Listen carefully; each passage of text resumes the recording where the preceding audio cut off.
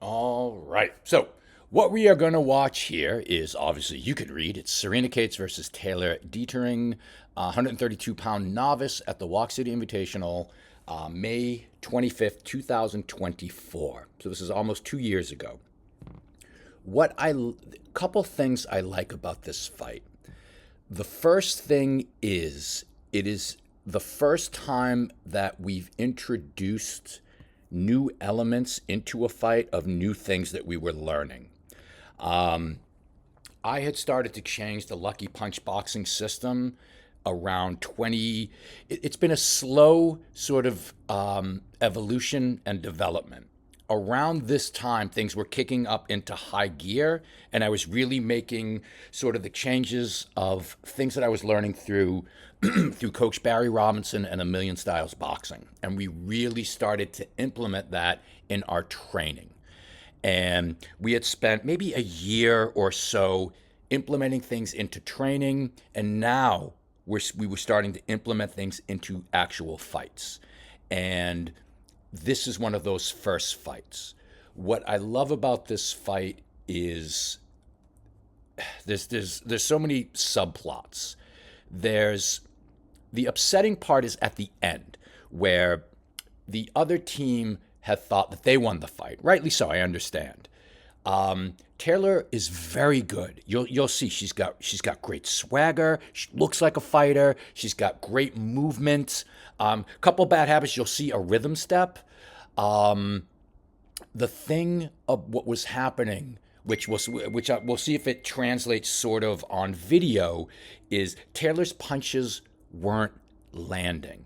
Some of them were hitting the arms or being picked off by the gloves, but they weren't landing. And Serena's punches were landing, and they were landing cleanly. So we'll see how that looks on video. But that was the main sort of. I can understand why the other team sort of was like was upset about it. So that's one thing. Another thing is it's such a great. I love this fight in that it's just the use of punches to the air as a means of pre-defense and stopping momentum before it starts. If you watch Taylor, you can see how she's good. And you could see she wants to fight, and Serena shuts that down. She doesn't let her fight. The other thing that I'm going to play the introduction because what I like about the introduction is, and this is just one of my things about to make fun of Serena about, is Serena looks like she's 12 years old and just happy to be there, and Taylor looks like she wants to fight. It just cracks me up. So I'm going to let that play out. Normally I don't play out the introductions, but I'll play this just because again it makes me laugh. How Taylor's just Taylor just looks like she's there for business. She's professional, and Serena's just clapping and like, yay, let's do this. It's just the funniest thing to me. All right, so that being said, let's take a look at Cates and Dietering, and here we go. It would have been more dramatic had it started. There we go.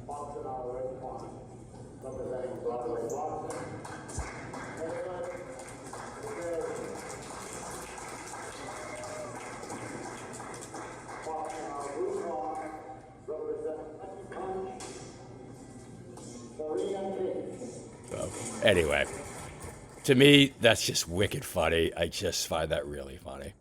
All right, good.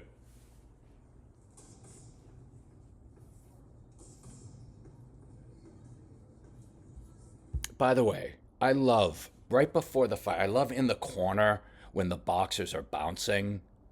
Like they're just getting like I love that. Like okay, like it's about to go down. That just always just thrills me. It's like okay, here we go.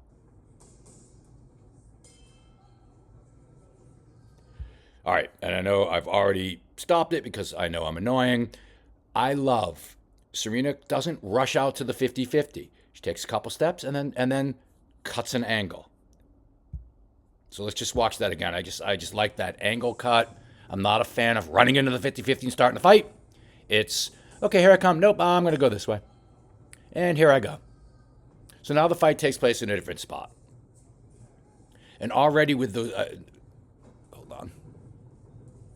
Already a little tangle up and nice. So we see an exit of an exchange with a punch.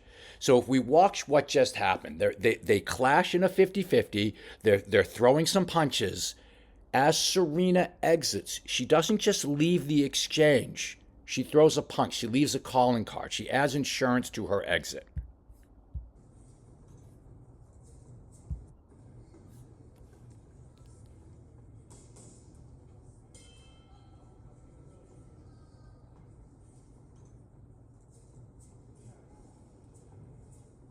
And nice, lands a couple of those jabs right here.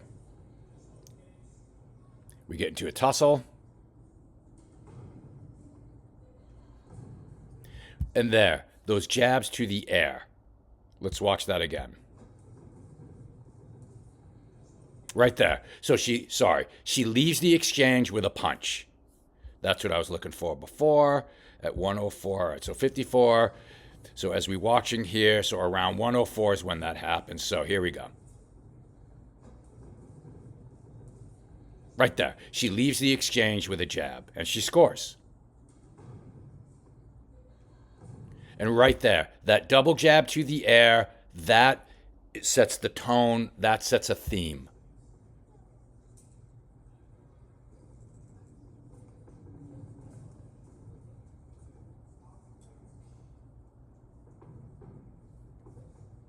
And you can see, so right there, you see the rhythm step. Taylor's got some very good things. What the rhythm step tells us, this foot comes back to this foot and then comes here, and then the fighter goes forward all the time. So if you're able to pick up on that, so if you're fighting someone that has that type of rhythm step, once they're here, it means they're coming forward. The best thing and the easiest thing to do when they do that is to disengage. You just disengage because they're coming. So you disengage. They do that. It just tells you, here I come. So they give a warning, which is just, it's a bad habit. And there are so many people that do it, especially slick fighters. Taylor's a slick fighter. She's got very good movement, and she has that bad habit. There's, as far as our lucky punch folks, Maddie Moran. Sorry to call you out, Maddie. Maddie, every now and then, because I'm creating a false correlation. I'm just going to say this is wrong, but I'm saying it anyway because Maddie moves so well, she has a rhythm step. You never see a rhythm step from someone who doesn't have slick movement. You only see it from the slick fighters. That, by the way, that might not be true. As I'm rethinking fights and going through my fight Rolodex, that's what I see. I don't recall. I can bring up film of slick fighters doing it. And again, 9 out of 10 times, fuck it, 10 out of 10 times, don't listen to me. Listen to the film doesn't lie. I have my thoughts and interpretations about it, but the film itself doesn't lie. All right, let me get back to, I apologize, I went on a slight rant. All right, here we go.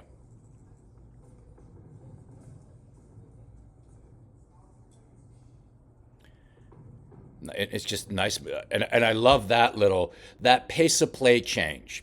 So we were going to our right, la la la la la, and then woof, and then we're off to the left. I like that sharp pace of play change. So if you watch Serena, we're moving. All right, so here we go. We're going to move to the right. Boom, and then we sharply move to the left. And what we did there, moving to the right, moving to the left. We're not just going in and out, in and out.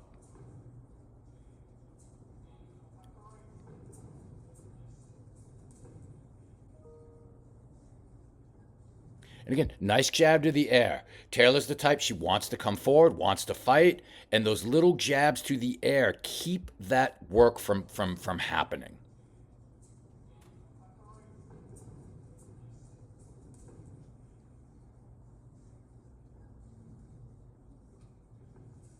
And nice. Those jabs to the air, attempted a jab to the glove, that nice little two to the air. Now we're in that 50-50, so fine, we'll bang a little bit. Then, boom, we're occupying that space.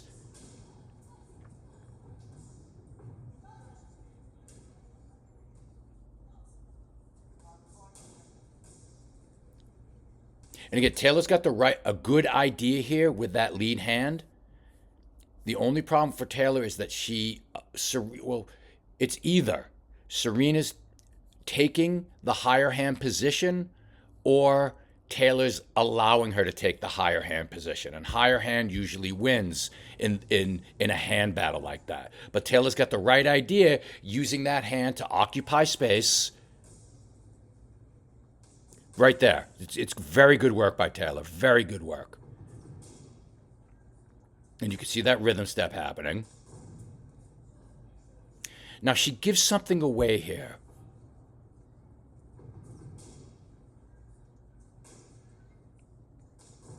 Right there.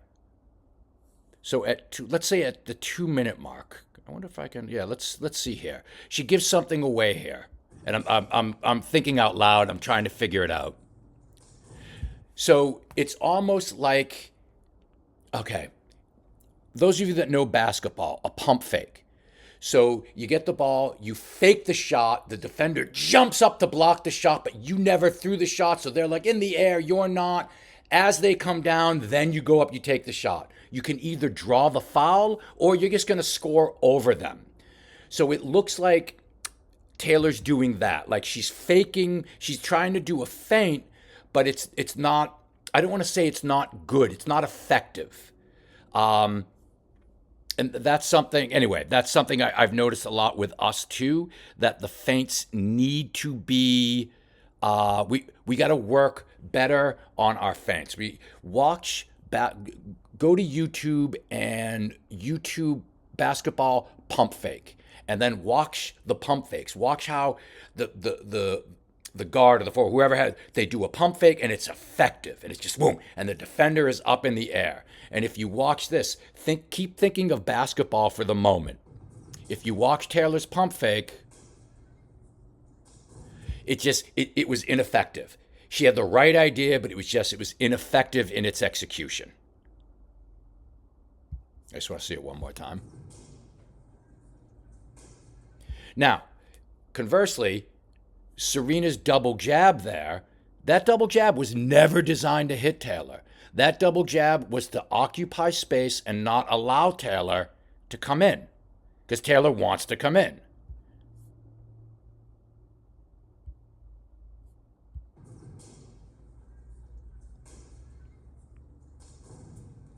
So Serena doesn't fall for it. And just beautiful jab work by Serena there, moving around. Again, those jabs aren't necessarily designed to score. What they're doing the exact thing of controlling the air and keeping distance, keeping outside. This is not where we want to be. This is where we want to be. And then when she wants to work, Serena's going to decide to work.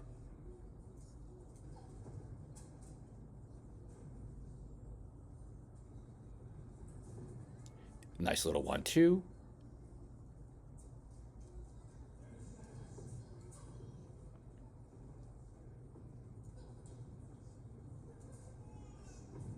Right there. So that's when and where Serena decides to work. So the hard thing about this is patience. We only have 120 seconds to win a round or win moments in a round. And to be patient in terms of to just throw punches to the air, to not fight is hard. And so, you got to admire the patience of just I'm just going to be in control. When I need to, that's the other thing, sorry. Doing what you have to do, doing what you need to do before doing what you want to do. And that's a hard discipline.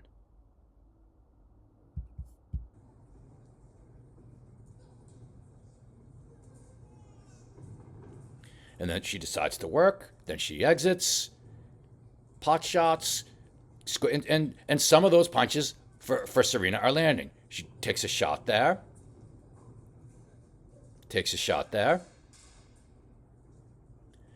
controls that space,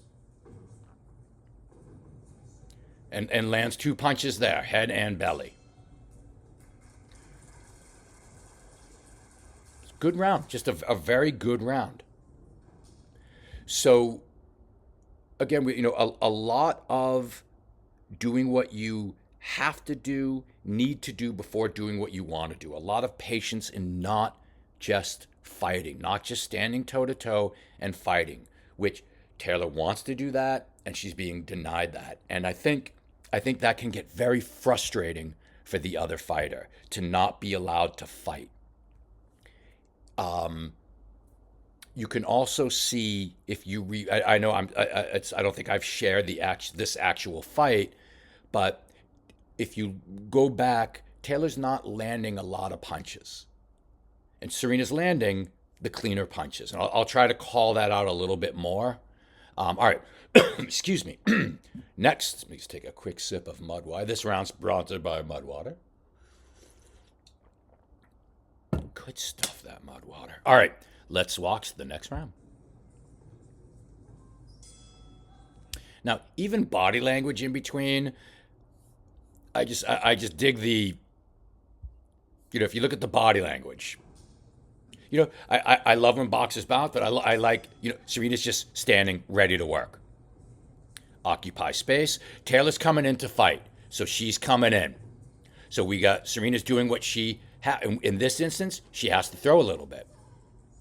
So what can she do to change this pace of play? She starts punching at the air. Now, there you see our first attempt at stirring the pot. Let's go back a little bit. We're at 324. Okay. So you'll see that first attempt at stirring the pot, which Serena has mastered. After this fight, she has mastered the art of stirring the pot. So it's really interesting to see the evolution of those things like on Facebook, how it started, how it's going. Bless you. Mario's sneezing. All right, here we go. Nice little use of that other hand. Boom. So we're occupying space. We try to stir the pot a little bit. We got space, space, creating space, space. Nice combination, and space. Attempt at stirring the pot. Nice. And so let's talk pump fake. Let's take a look at that. That was a nice little feint. Was it a good pump fake?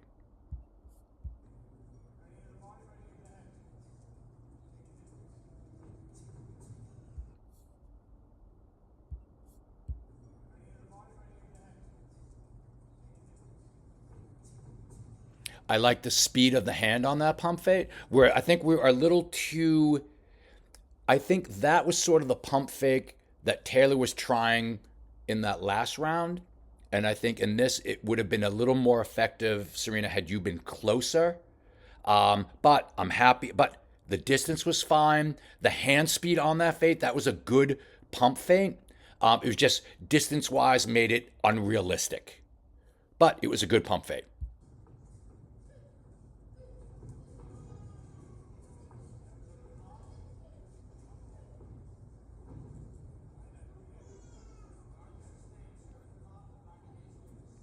Now, I like too, if you watch Serena's guard, so we have the thing where we check our timing. If you watch, there's an active guard where the hands are just moving around the head.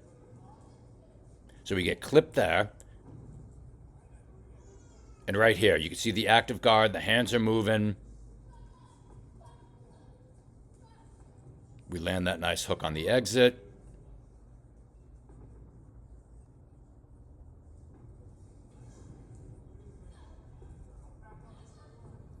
Did I miss a Ludwig switch?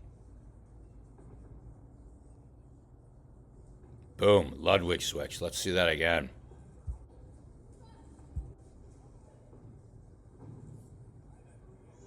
I might have gone too far anyway.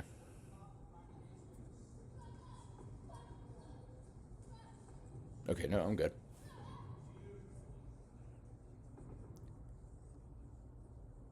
Boom, Ludwig switch. Good job. But what's interesting too, so our Ludwig switch, the way that we train it. It's not that this is how you have to do it. We train on the Ludwig switch that it's your new two. It can absolutely be your new jab, new three, new five, new whatever. In this instance, I feel that the Ludwig switch with the new two, then the right hand would have been a better choice. But again, this is the first time we've really implemented a Ludwig switch from shadow boxing to bag work to sparring, and now we're doing it in a fight. And that's sort of been our evolution with this. So I dig. For those of you that don't know the Ludwig switch, there's a trainer, Dwayne Ludwig. He has a system based off of this switch step series. Um, Ask me about it the next time you see me. We'll talk about it. It's sort of like a Superman punch, but without that jumping and Superman punch. It's just this quick bloop, switching of the stances. A punch lands during the switch that disguises the switch.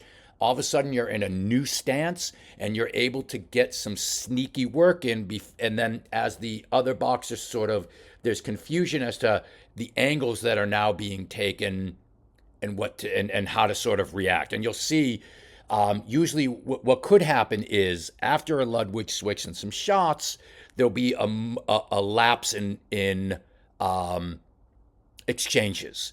One of the usually, like in this case, what could happen is Taylor will be trying to figure out the angles and why is everything sort of different all of a sudden.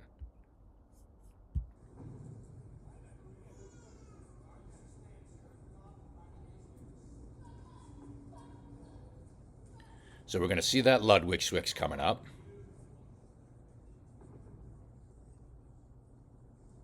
There's the Ludwig switch. So now we're at different punch angles, and we're going to be moving to our right.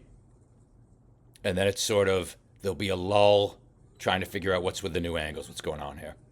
And now we got distance, landing some nice shots.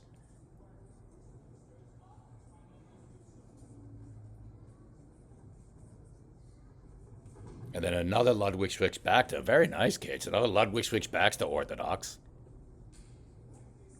Jabs to the air.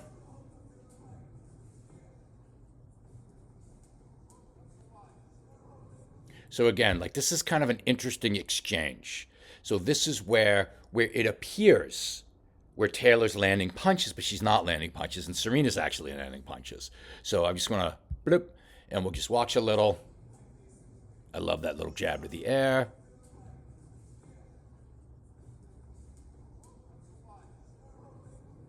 So you could see in that exchange, Serena landed the short inside punches, and Taylor didn't land any punches. But that's kind of been a bit of the theme.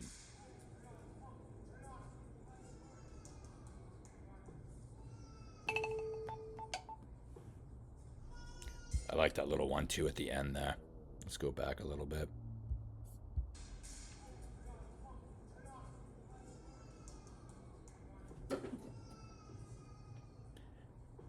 And then a nice 1-2 to the air. I just really like that. All right, heading into round 3.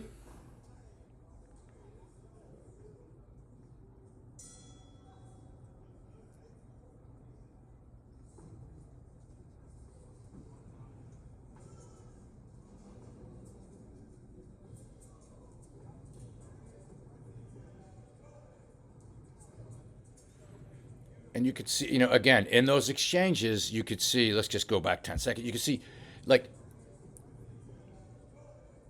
Taylor's throwing punches, but they're not landing. And they're not punches to the air. Like, when Serena throws some punches to the air, little stir of the pot, scored off a stir in the pot.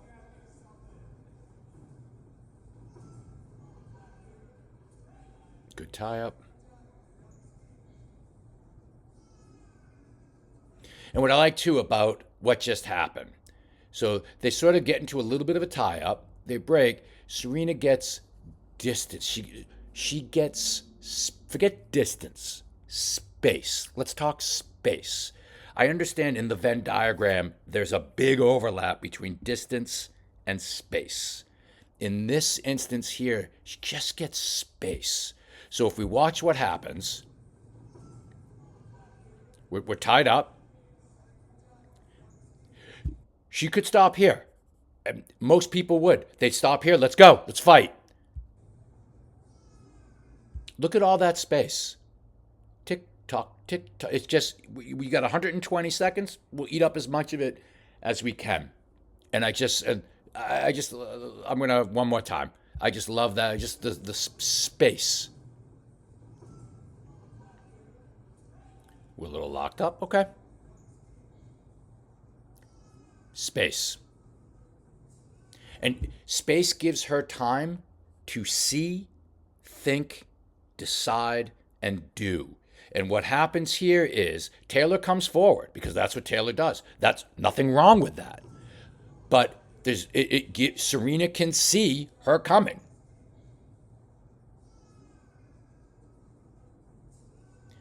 And it gives her time to defend and then score. Do what you need to do before you do what you want to do. I'm going to defend, and then I'm going to land my punches. Nice punch on the exit. Nice Ludwig.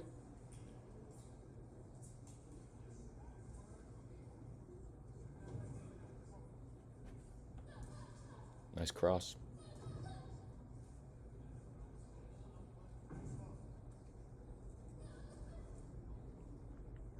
Good tie up. And boom. That was just so again, we get a tie up. So what's going to happen? We're going to get a tie up. The referee's going to come do the referee's job. So what could have happened here? Let's say Serena doesn't tie up. So let's say I'll let it run in a second. Let's say Serena decides to okay, let's clang and bang. We're in the 50-50. Let's fight. If she does that, then they're fighting and she's giving Taylor opportunities to land punches. Conversely, well, that gives Serena opportunity to land punches as well. But I would rather Serena take opportunities to land punches where and when Taylor can't. Don't give opportunity. So they tie up. Serena makes space. She could see Taylor coming, and immediately she pops a nice jab. And watch the film. She's like, yeah, nope, tying up. Boom, lands that nice jab. Lands some punches here. And you could see, again, I'm not going to bother. I was going to just show, anyway, sorry. Taylor's getting some momentum here. She's got some drive. Nice little stance switch. Serena lands that nice hook.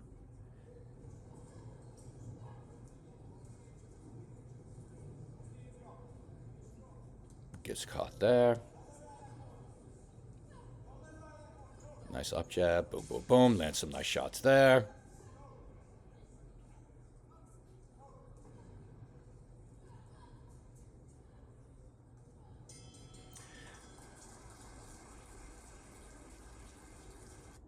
And what's interesting about all that is, again, Taylor's faster than Serena, and Taylor has better slick sort of movement. And I found in those exchanges, and I remember thinking this, as we're waiting for the decision, I was convinced we won that fight. It was just I was convinced we won that fight. There was no doubt in my mind. Serena landed many more punches than Taylor did. Most of Taylor's punches missed. Serena did a better job defensively, better ring generalship. So we both knew. I'll play this out in a moment. You could just see the look on Serena's face too. She knew she won the fight. If you look back, there's a expression that Barry Robinson has used about winning 5 seconds at a time, 5 seconds at a time, or 10 seconds at a time.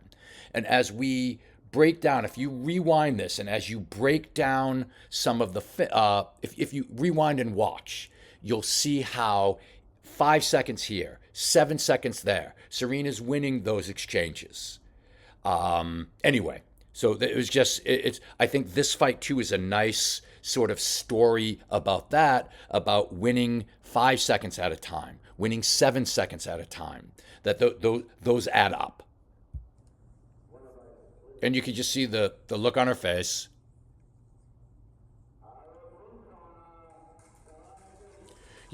So it was one of those things. We knew that she won. This was such a great fight. I'm not going to put the full fight on my YouTube. Just if you're interested in this fight, go to Fistic Films, or send me an email and I'll give you the guy's email. It's like $5 or $10 for the fight, but this is just the film study of that. It's worth a full watch without me interrupting every 5 seconds. But for our film study, I think that obviously it's a film study, so I'm interrupting every 5 seconds. All right. As usual, I never know how to end these things. I'm going to come up with a cool ending catchphrase. If anyone has a cool ending catchphrase, oh, I know what I want to say. If you're watching this and you're interested in film studies, having one done for you, send me an email. Either send it through. I try to think how you're seeing this. You're probably seeing this on YouTube or someone sent it to you. You could send me an email. I'm Todd at luckypunchboxing.com, or go to luckypunchboxing.com. You can get in touch with me there. I can make you a film study. We could break down your performance, what opportunities you gave to your opponent, what opportunities you took or didn't take. We could do a full breakdown for you. I do. Anyway, it's on my website. I won't give you the whole sales spiel here. All right, that'll be sort of my ending. Thanks for watching, and thanks.